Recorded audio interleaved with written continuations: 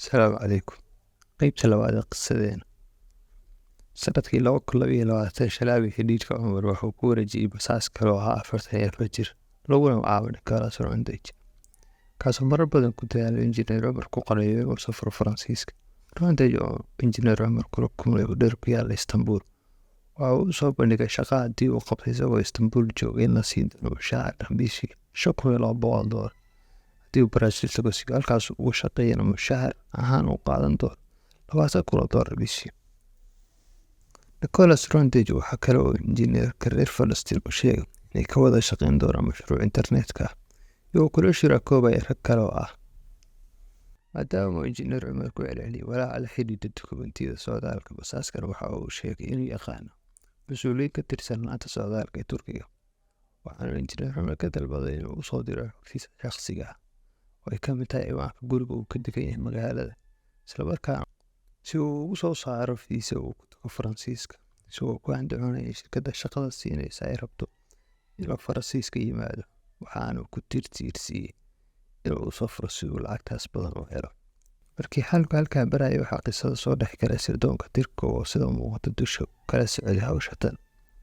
Waaxda la dagaalanka basaasiinta cadowga ee hay'adda MIT ayaa u yeedhay injineer Cumar waxaana si cad uga digtay inuu dalka dibadda uga baxo maadaama ay khatar geli karto naftiisa.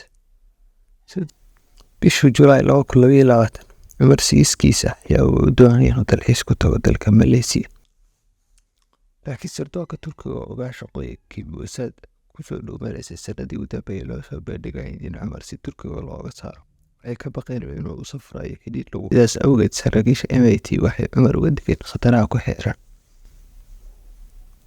feejignaanta looga baahan yahay inuu sameeyo haddii uu go'aansado inuu safro. MIT intaa kaga wacay hadhin injineer Cumar waxay taleefankiisa gacanta ugu shubeen barnaamij suurtagelinaya in la soo helo meel kasta uu joogo xitaa haddii taleefankiisi uu xidhan yahay. Ku dhacista deegaanka injineer Cumar sidoo qorshe u ahaa waxa uu tegay Kuala Lumpur oo si nabadgelya ah dalxiis ugu tagay meelo kala duwan oo ka mid ah caasimadda. Bogagga uu ku leeyahay baraha bulshada ayaanu ku faafinayay meel kasta oo uu booqdo.